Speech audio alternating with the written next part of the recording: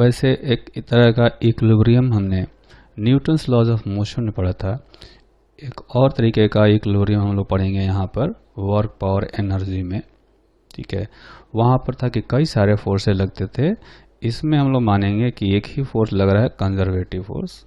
और conservative force लग रहा हो तो जो इक्विलिब्रियम है वो कब इक्विलिब्रियम आएगा, कितने टाइप का इक्विलिब्रियम आएगा, ये सारी चीज़ें समझने के लिए हम लोग ग्राफ का हेल्प लेंगे। तो पहले ग्राफ बनाएंगे जिसमें कि जो वाई एक्सिस है इस पर रखेंगे पोटेंशियल एनर्जी U, है ना, और जो एक्स एक्सिस है उस पर एक्स रखते हैं। यहाँ पर कह सकते हैं कि जो पोटेंशियल एनर्जी है वो पोजीशन एक्स का फंक्शन है। ठीक है, तो मान लेते हैं कि इसका जो ग्राफ है वो कुछ इस टाइप का है, कुछ इस टाइप का ग्राफ है। ठीक है, तो इस ग्राफ में आप देखेंगे कि जो पोटेंशियल एनर्जी का मैक्सिमम वैल्यू है वो यहाँ पर है। ठीक है, और जो मिनिमम वैल्यू है वो यहाँ पर है ना। तो यहाँ कहा जा सकता है कि ये हो गया पोटेंशियल एनर्जी का मैक्सिमम वैल्यू और ये हो गया पोटेंशियल एनर्जी का मिनिमम वैल्यू। ठीक है, अब यहाँ पर जब पोटेंशियल एनर्जी मैक्सिमम है तो x1 के इक्वल है, जब पोटेंशियल एनर्जी मिनिमम है तो x जो है वो x2 के इक्वल है। ठीक है, अब आते हैं इक्विलिब्रियम पर। तो इक्विलिब्रियम का जो डेफिनेशन हमने पढ़ा है वो ये है कि जब किसी ऑब्जेक्ट पर लगने वाला नेट फोर्स 0 हो जाए तो कहा जाता है कि ऑब्जेक्ट इक्विलिब्रियम में है। ठीक है, तो कह सकते हैं कि for equilibrium conservative force should be equal to 0। और कंजर्वेटिव फोर्स जो होता है उसको हम लोग ऐसे लिख सकते हैं -du/dx। चूंकि वन डायमेंशनल फोर्स है तो इसको -du/dx लिख सकते हैं। ठीक है, और इसको करना है 0, यानी कि du/dx जो है ये 0 होना चाहिए। ठीक है, तो इसका कंक्लूजन ये निकाला जा सकता है कि एट इक्विलिब्रियम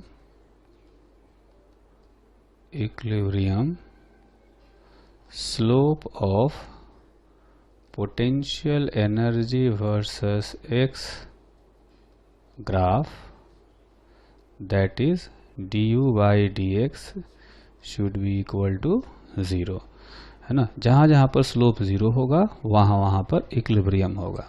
ठीक है, तो आप देख सकते हैं कि एक तो स्लोप 0 होगा यहाँ पर, ठीक है, जो x का वैल्यू x1 है। दूसरा स्लोप 0 होगा यहाँ पर जहाँ पर x का वैल्यू x2 है। और इधर कई सारे पॉइंट्स हैं जहाँ पर स्लोप 0 है ना। इधर खूब सारे पॉइंट्स हैं जहाँ पर स्लोप 0 है। तो इस ग्राफ में कई सारे इक्विलिब्रियम पॉइंट दिख रहे हैं। ठीक, अब ये जो इक्विलिब्रियम है वो कई तरीके का होता है, कितने टाइप्स का होता है ना। तो हम लोग टोटल इक्विलिब्रियम को 3 पार्ट्स में डिवाइड करते हैं। एक होता है स्टेबल इक्विलिब्रियम, दूसरा होता है अनस्टेबल इक्विलिब्रियम, और जो थर्ड होता है उसको कहा जाता है न्यूट्रल इक्विलिब्रियम। ठीक है, तो 1 बाय 1 हम लोग सारे इक्विलिब्रियम्स को पढ़ेंगे। तो पहले पढ़ते हैं स्टेबल इक्विलिब्रियम के बारे में। स्टेबल इक्विलिब्रियम जो है, इस इक्विलिब्रियम में अगर ऑब्जेक्ट को या पार्टिकल को इक्विलिब्रियम से थोड़ा सा डिस्प्लेस करके छोड़ दिया जाए तो क्या होगा कि जो ऑब्जेक्ट है वो वापस अपनी पोजीशन पर आ जाता है। ठीक है, तो इस इक्विलिब्रियम का जो डेफिनेशन है वो ये कहा जाता है कि when particle is slightly displaced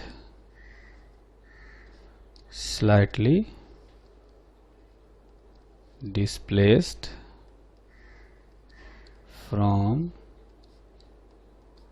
equilibrium position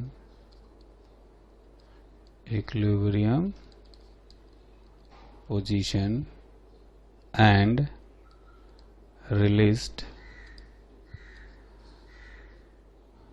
then if it comes back to equilibrium position,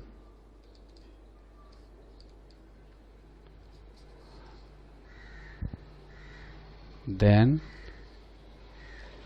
this type of equilibrium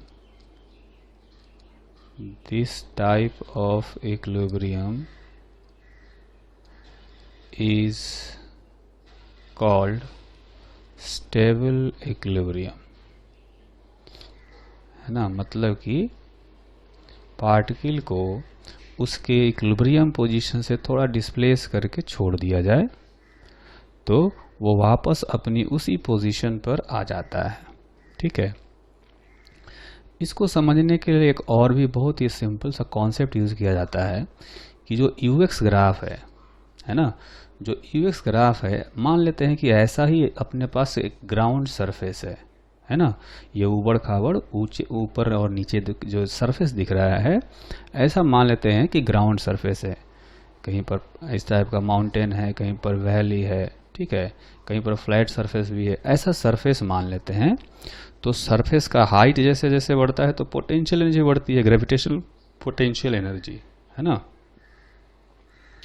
हालांकि ये किसी भी तरह की पोटेंशियल एनर्जी हो, हम अपने समझने के लिए ग्राउंड सरफेस ही मानेंगे इसको। ठीक है, अब ग्राउंड सरफेस मान लेंगे तो देखेंगे कि ये जो पोजीशन है ये इक्विलिब्रियम का पोजीशन है, नीचे वाला, है ना। ये एक इक्विलिब्रियम पोजीशन है। अगर इसको थोड़ा सा ऊपर करके छोड़ दिया जाए तो ये क्या होगा, ये नीचे लुढ़क करके नीचे आ जाएगा, है ना। अगर इधर करके छोड़ दिया जाए तो भी नीचे आ जाएगा। तो ये जो पोजीशन हुआ इसको हम लोग स्टेबल इक्विलिब्रियम का पोजीशन कह सकते हैं, है ना। जहाँ भी गड्ढा वाला जो सरफेस होगा, गड्ढे जैसा, है ना, तो वहाँ पर पार्टिकल को थोड़ा सा डिस्प्लेस करके छोड़ने से वापस उस गड्ढे में जो है वो इक्विलिब्रियम पोजीशन में पहुंच जाएगा।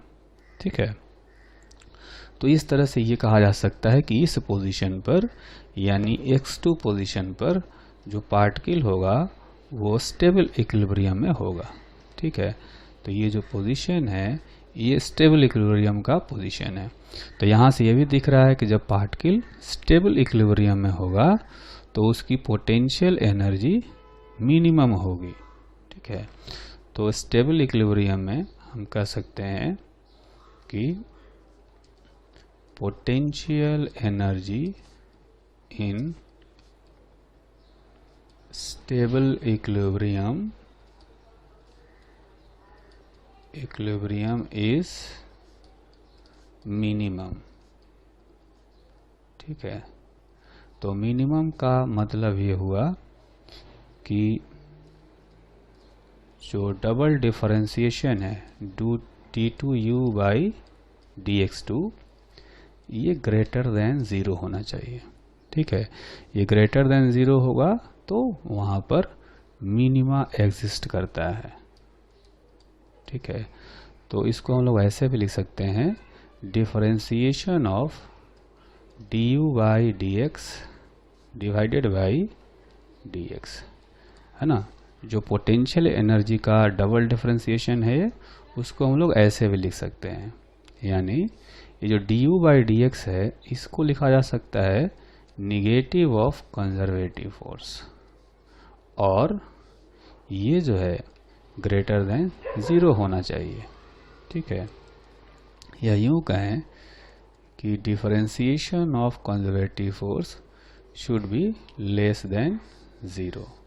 ठीक है, तो ये जो FC है D U by D X को हम लोग माइनस एफ सी कैसे लिख सकते हैं, क्योंकि हमें पता है कि कंजर्वेटिव फोर्स और पोटेंशियल एनर्जी में एक रिलेशन होता है, और वो रिलेशन होता है F C is equal to minus D U by D X. ठीक है, तो इसी फॉर्मूले को यूज़ करते हुए D U by D X को माइनस एफ सी लिख सकते हैं। तो जहाँ भी स्टेबल इक्विलिब्रियम होगा वहाँ पर ये दो कंडीशन सेटिस्फाई होना चाहिए। ठीक है, पोटेंशियल एनर्जी मिनिमम होगा, पोटेंशियल एनर्जी मिनिमम होगा, और जो D F C by D X है वो लेस देन 0 होना चाहिए। ठीक है, इसी तरह से जो दूसरे टाइप का इक्विलिब्रियम है उसको हम लोग कहते हैं अनस्टेबल इक्विलिब्रियम। तो अनस्टेबल इक्विलिब्रियम में क्या होता है कि जब पार्टिकल को उसके मीन पोजीशन से थोड़ा सा डिस्प्लेस करते हैं तो वो और दूर चला जाता है ना। When particle is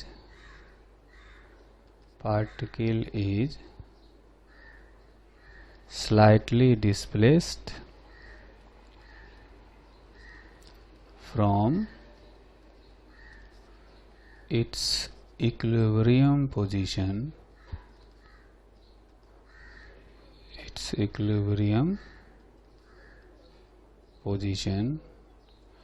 and released, then if it moves away from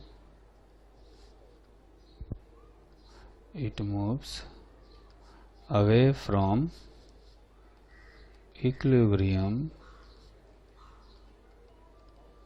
then the equilibrium is called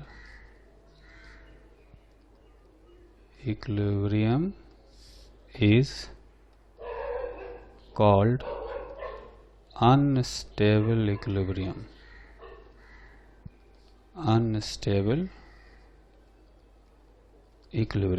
ठीक है, जैसा कि आप इसके पहले एक जो ग्राफ बनाया था हमने, उस ग्राफ में देखेंगे तो ये जो पोजीशन है जहाँ पर कि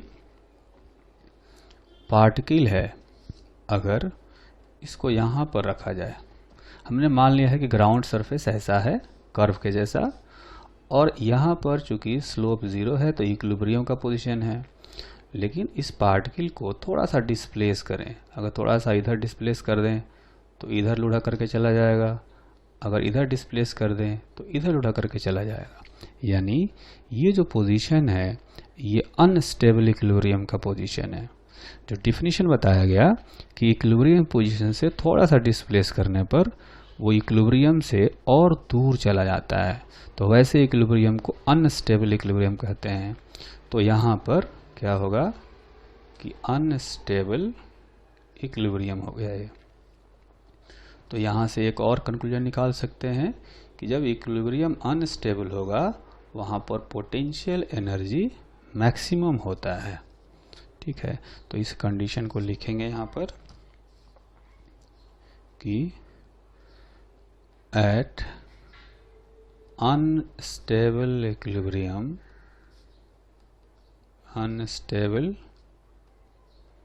equilibrium potential energy of particle is maximum।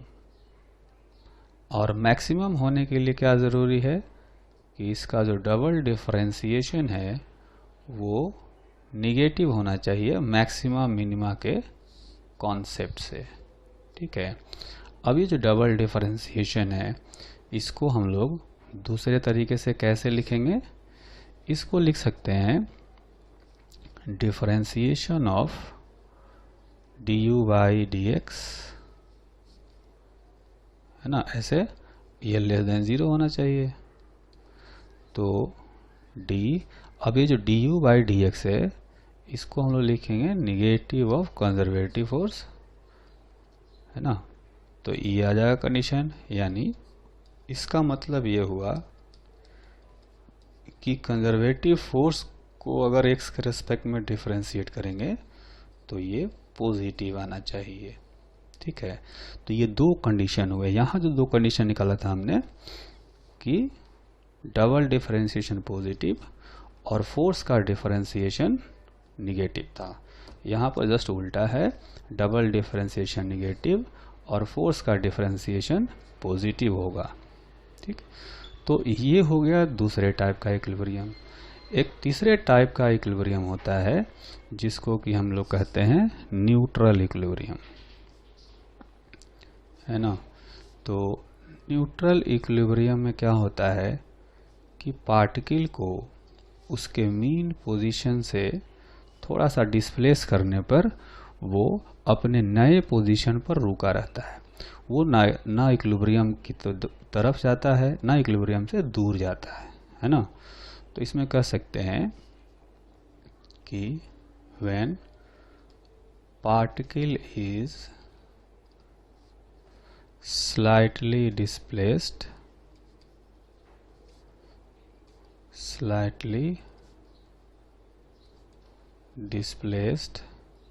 from its equilibrium position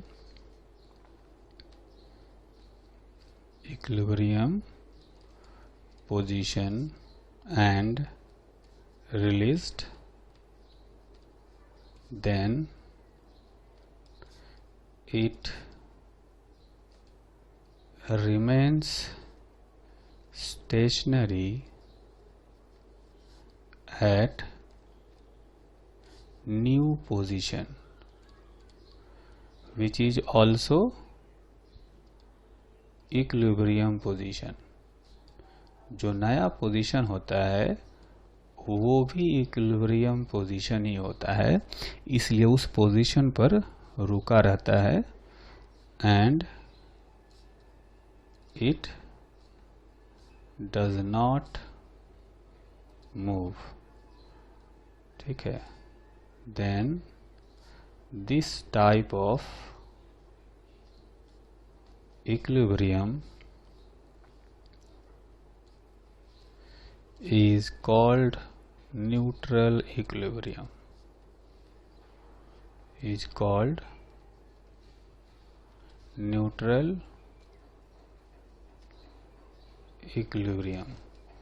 ठीक है, तो ये जो पोजीशन को समझना हो तो हम लोग फिर से वापस उसी ग्राफ में जाएंगे। इस ग्राफ में देखेंगे कि ये जो पोजीशन है ना, जहाँ पर बिल्कुल ग्राफ फ्लैट दिख रहा हो, वहाँ पर अगर पार्टिकल को रखा जाए तो यहाँ भी इक्विलिब्रियम है क्योंकि यहाँ भी स्लोप ज़ीरो है। लेकिन अगर इस पार्टिकल को थोड़ा सा आगे कर दिया जाए तो ये फिर से वहाँ भी रुका रहेगा क्योंकि वहाँ भी इक्विलिब्रियम है। अगर थोड़ा सा लेफ्ट में खिसकाया जाए तो वहाँ भी रुका रहेगा, है ना। मतलब कि न्यूट्रल इक्विलिब्रियम उस इक्विलिब्रियम को कहते हैं जब थोड़ा सा डिस्प्लेस करने पर पार्टिकल अपने उसी पोजीशन पर रुका रहे, ना इक्विलिब्रियम की तरफ जाएगा ना इक्विलिब्रियम से दूर जाएगा। तो ऐसे इक्विलिब्रियम को न्यूट्रल इक्विलिब्रियम कहते हैं। ठीक है, तो ये जो इक्विलिब्रियम है इसको हम लोग कहेंगे न्यूट्रल इक्विलिब्रियम। अब यहाँ देख सकते हैं कि स्लोप तो यहाँ पे ज़ीरो है लेकिन ना मैक्सिमा है ना मिनिमा है। ठीक है, तो इस केस में ये कह सकते हैं कि in neutral equilibrium potential energy of particle is neither maximum nor minimum. So double differentiation of potential energy should be equal to 0. ठीक, तो डबल डिफरेंशिएशन को हम लोग ऐसे भी लिख सकते हैं कि जो du by dx है उसका डिफरेंशिएशन करना है। ठीक है, तो du by dx को लिखा जा सकता है कंजर्वेटिव फोर्स का negative by dx is equal to 0, है ना। तो यहाँ से ये पता चल गया कि dfc by dx is equal to 0 होना चाहिए। ठीक है, तो यहाँ भी दो कंडीशन आ गए कि पोटेंशियल एनर्जी का डबल डिफरेंशिएशन 0 होना चाहिए और कंजर्वेटिव फोर्स का डिफरेंशिएशन भी 0 होना चाहिए। तो कुल मिलाकर के ये 3 टाइप के इक्विलिब्रियम है। ठीक है,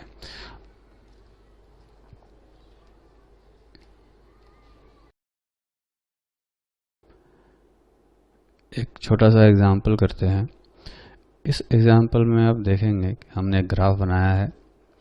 ग्राफ में y एक्सिस पर हम लोग रखेंगे कंजर्वेटिव फोर्स और x एक्सिस पर पोजीशन x है। ठीक है, इस ग्राफ से हमें पता करना है कि आइडेंटिफाई, इसमें हमें जो इक्विलिब्रियम पोजीशंस हैं उनको आइडेंटिफाई करना है। Identify the positions of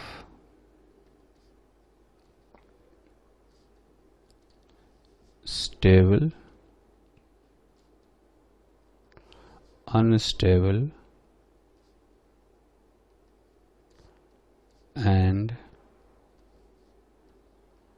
neutral equilibrium।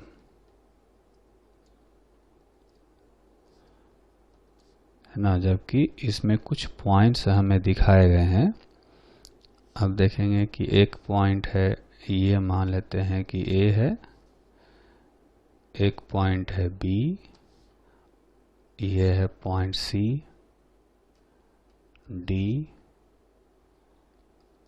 E। ठीक है, इतने 5 पॉइंट दिए गए हैं। इसमें हमें पता करना है कि कौन कौन से पॉइंट्स जो हैं वो इक्विलिब्रियम वाले हैं।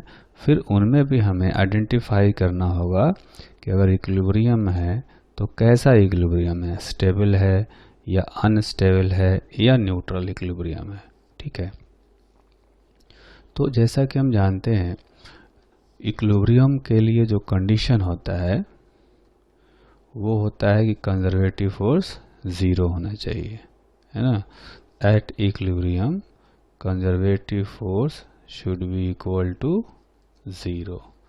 ठीक है, तो ये ध्यान रखना है कि ये पोटेंशियल एनर्जी और एक्स का ग्राफ नहीं है, ये फोर्स और एक्स का ग्राफ है।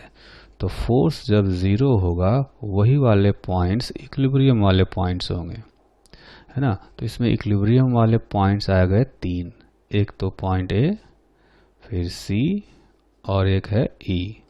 बी और डी जो है वो इक्विलिब्रियम वाले पॉइंट्स है ही नहीं, है ना। तो यहाँ पर तो ये कह सकते हैं अभी, so A, C and E are points of equilibrium. इन तीनों पॉइंट पर इक्विलिब्रियम में पार्टिकल रहेगा। ठीक है, लेकिन अब एक एक को हम लोग चेक करें कि पॉइंट ए पर स्टेबल होगा या अनस्टेबल होगा। ये चेक करने के लिए हम लोग अपने पीछे की थ्योरी जो पढ़ी थी हमने वहाँ पर जाएंगे। तो आप देखेंगे कि स्टेबल इक्विलिब्रियम में हमने कहा था कि स्टेबल इक्विलिब्रियम में df बाई dx निगेटिव होना चाहिए, यानी f और x का जो ग्राफ होगा उसका स्लोप निगेटिव होना चाहिए, तब स्टेबल इक्विलिब्रियम होगा। ठीक, और जब यही स्लोप पॉजिटिव होगा, जैसा कि अनस्टेबल बताया गया है ना, जब ये स्लोप यहाँ पर जो बताया गया है df बाई dx ये पॉजिटिव होगा तो अनस्टेबल इक्विलिब्रियम होता है। तो उस हिसाब से अगर इस क्वेश्चन में देखें तो पॉइंट ए जो है यहाँ पर ग्राफ का स्लोप है पॉजिटिव, तो ये अनस्टेबल इक्विलिब्रियम होना चाहिए।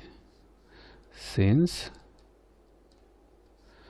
dfc by dx is positive, so equilibrium is unstable equilibrium। उसी तरह से अब जो दूसरा पॉइंट है पॉइंट सी, सी पर देखेंगे तो यहाँ पर स्लोप आएगा निगेटिव, है ना, ग्राफ का स्लोप निगेटिव है। तो कह सकते हैं कि यहाँ पर जो फोर्स वर्सेस एक्स का जो ग्राफ है उसका स्लोप निगेटिव है। So equilibrium will be stable, यहाँ पर स्टेबल इक्विलिब्रियम होगा। उसी तरह से जो पॉइंट ई है, पॉइंट ई पर देखेंगे कि यहाँ पर स्लोप ज़ीरो है ना। तो जब स्लोप ज़ीरो हो D F C by D X, जब स्लोप ज़ीरो हो जाएगा तो इक्विलिब्रियम हो जाएगा neutral. So equilibrium is neutral equilibrium. ठीक, अच्छा ये क्वेश्चन हो गया। अब इसके बाद हम लोग क्या करेंगे, एक और एग्जाम्पल करते हैं। तो इस एग्जाम्पल में हमें किसी डाई एटॉमिक मॉलिक्यूल की पोटेंशियल एनर्जी दी हुई है। Potential energy of interaction of atoms of a diatomic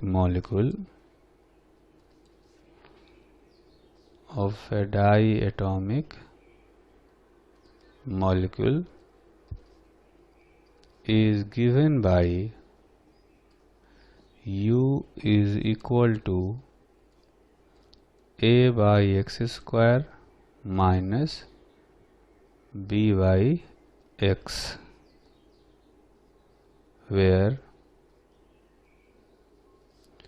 A and B are positive constants, then find the position of equilibrium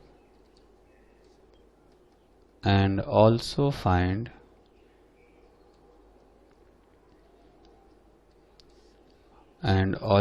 identify the type of equilibrium.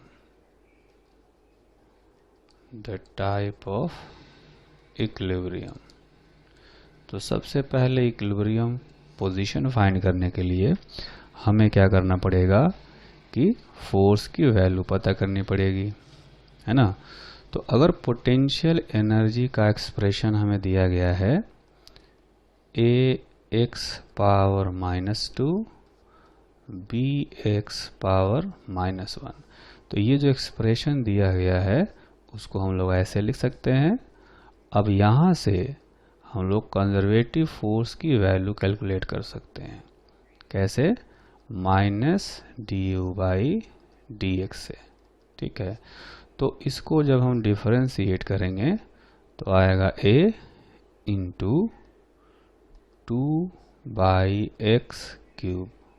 ठीक है, और उसके बाद यहाँ पर एक माइनस साइन आ जाएगा और इधर आ जाएगा प्लस साइन, ये हो जाएगा b/x²। तो कुल मिलाकर के जो फोर्स की वैल्यू आई वो आ गई 2a/x³ माइनस b/x²। ठीक है, अब इस फोर्स को ज़ीरो करना पड़ेगा क्योंकि हमें इक्विलिब्रियम पोजीशन फाइंड करना है। तो क्या करेंगे, फोर्स को ज़ीरो करेंगे। फोर्स ज़ीरो करने से 2a/x³ माइनस b/x² ये हो जाएगा 0। ठीक है, तो इसमें हम लोग ऐसा कर सकते हैं कि यहाँ से ये जो वैल्यू आएगा 2a/x minus b is equal to 0। तो इनको ज़ीरो करने से x के कई सारे वैल्यूज आएंगे। एक तो वैल्यू आएगा x is equal to infinity, और जो दूसरा वैल्यू आएगा वो आएगा x is equal to 2a/b। ठीक है, तो ये दो वैल्यूज आ गए। तो अब हमें क्या करना है कि इसमें x is equal to infinity और x is equal to 2a/b, इन दोनों पोजीशन पर हमें ये आइडेंटिफाई करना है कि ये किस टाइप के इक्विलिब्रियम है। ठीक है, तो उसके लिए हम लोग क्या करेंगे, सबसे पहले ये जो फोर्स आया है कंजर्वेटिव फोर्स, इस कंजर्वेटिव फोर्स को हम लोग डिफरेंशिएट करेंगे, है ना। तो इसको नेक्स्ट पेज पर करते हैं। अपना जो कंजर्वेटिव फोर्स आया है ये आया है 2a/x³ माइनस b/x², ये आया कंजर्वेटिव फोर्स। तो अगर कंजर्वेटिव फोर्स को फिर से डिफरेंशिएट किया जाए तो ये आएगा -6a/x⁴, और ये आएगा 2b/x³। ठीक है, तो जैसा कि हम लोग चेक करेंगे, पहले चेक करेंगे at x is equal to infinity पर। ठीक है, तो x is equal to infinity पर कंजर्वेटिव फोर्स का जो डिफरेंशिएशन है वो हो जाएगा 0, है ना। और अगर ये 0 होता है इसका मतलब कि जो इक्विलिब्रियम है वो न्यूट्रल है। So equilibrium is neutral. ठीक, उसके बाद जो दूसरा पॉइंट है at x is equal to 2a/b, यहाँ पर हम लोग डबल डिफरेंशिएशन जो dfc/dx, इसकी वैल्यू फाइंड करेंगे। तो इसकी जो वैल्यू आई है यहाँ पर, ये वैल्यू यहाँ पर पहले लिखते हैं एक बार। ये आया है 2b/x³ माइनस 6a/x⁴। ठीक है, तो यहाँ पर x के जगह पर हमें ये सब्स्टिट्यूट करना है, तो आएगा 2a/b³ माइनस 6a/2a/b⁴।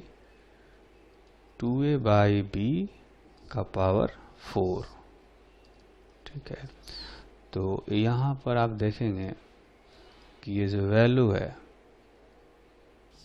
ये कुछ इस तरह से आएगा 2b⁴/8a³ minus 6a into b⁴/16a⁴।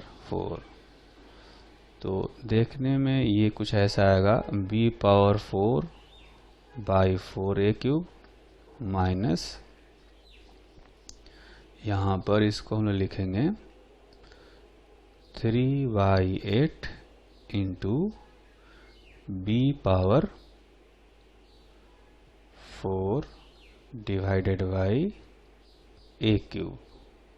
ठीक है, तो अगर ये देखा जाए तो ये जो वैल्यू है, चूँकि ये है 1/4 और ये है 3/8, इसमें से अगर एलसीएम लें तो 8a³ आएगा, है ना। तो यहाँ पर लिखा जा सकता है 2b⁴ माइनस 3b⁴, तो ये आ गया निगेटिव में b⁴/8a³। ठीक है, तो अगर ये स्लोप जो है अगर ये निगेटिव आता है तो इससे हम लोग ये कंक्लूजन निकाल सकते हैं, क्योंकि हमने कहा था कि जो b है और a है ये दोनों ही पॉजिटिव है। ठीक है, तो ये जो स्लोप है ये निगेटिव आ गया है ना। तो स्लोप निगेटिव आने का मतलब हुआ कि जो इक्विलिब्रियम है वो स्टेबल होना चाहिए। ठीक है, तो dfc बाई dx ये निगेटिव आ गया, so equilibrium at x is equal to 2a by b is stable equilibrium. ठीक है।